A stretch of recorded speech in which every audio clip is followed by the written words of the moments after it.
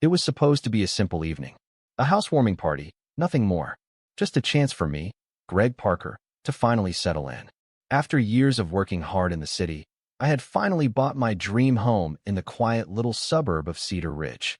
The type of place where neighbors wave at each other, kids play outside without a care in the world, and the only thing that really mattered was whether your lawn was neatly trimmed. I wasn't looking to make a scene or stir up trouble, but somehow, that's exactly what happened. It started innocently enough. My wife, Sarah, and I kept the guest list small, just close friends, family, and a few colleagues from work. We'd been living in Cedar Ridge for only a couple of months, but I was starting to feel at home. I wanted to throw a peaceful, low-key party to celebrate. There was nothing wild planned, no loud music, no beer kegs, just some burgers on the grill and good conversation. The kids ran around in the backyard, the adults sipped soda, and the air was full of laughter. But, of course, not everyone in the neighborhood was going to be pleased about it. Across the street, in her perfectly manicured lawn, stood Karen Wilkins, the self-appointed queen of the neighborhood. She was the head of the HOA, and her life seemed to revolve around controlling everyone around her. From the moment we moved in, she had been watching us. At first, it was little things. Our mailbox didn't conform to the HOA standards. Our welcome mat was at the wrong angle. Even the lights we hung up in the trees were apparently unsanctioned. At first, I thought she was just the kind of person who was obsessed with rules and regulations. But then I realized it was something much worse.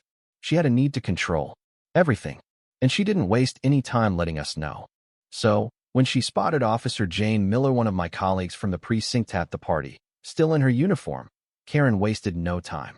She pulled out her phone, dialed 911, and claimed she saw a gang of imposters with badges acting suspiciously. She even went as far as to say we had more than 20 people gathered and that we were a dangerous group plotting something illegal. I kid you not, I almost laughed when I heard it. A gang of cops at my own party?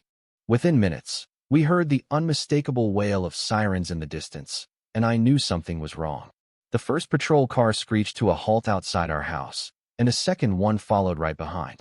I set down my drink, walked toward the gate, and was met with a couple of rookie officers, hands on their holsters, looking around like they were preparing for a dangerous situation. They demanded we all stay put.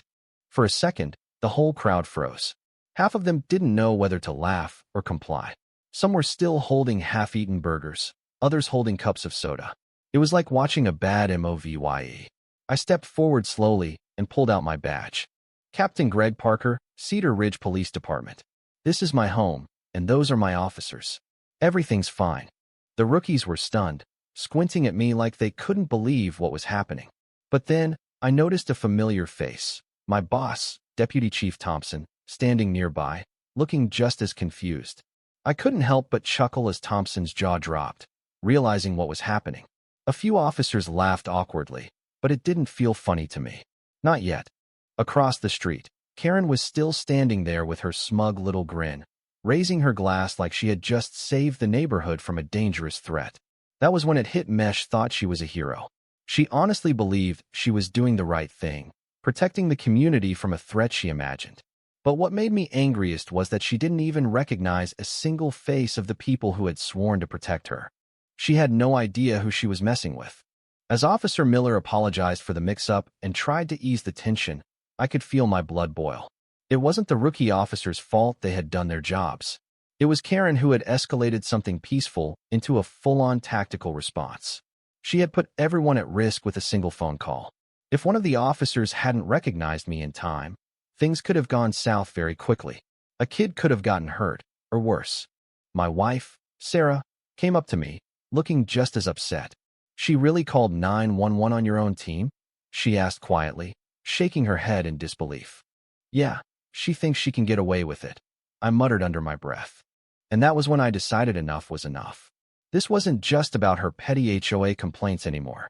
This was about protecting the people around me and making sure someone like Karen didn't have the power to destroy this neighborhood any longer.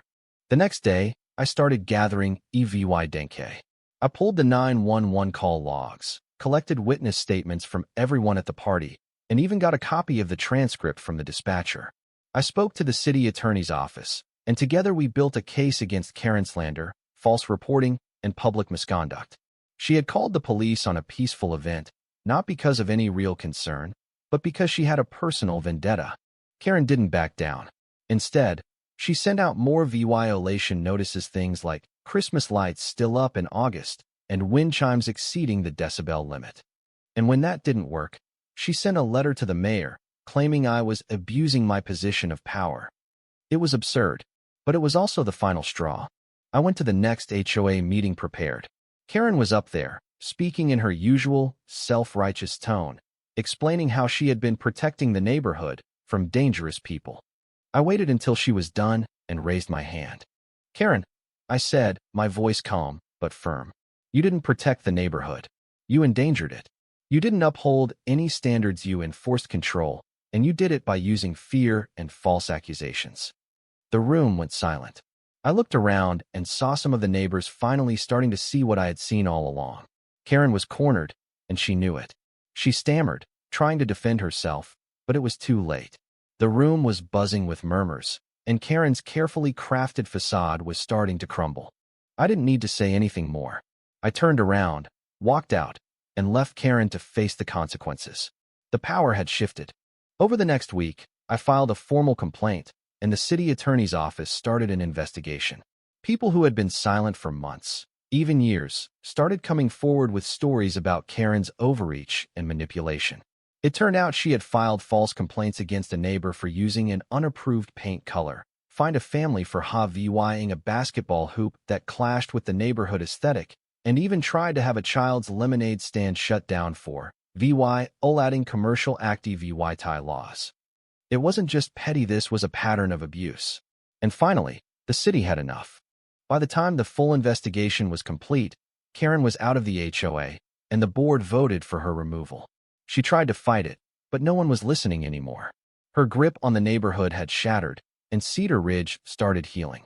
And then, the final act came. A community celebration, organized by the new interim president, Marlene, was held at the clubhouse. The whole neighborhood turned out, and as I walked in with Sarah, balloons and banners greeted us.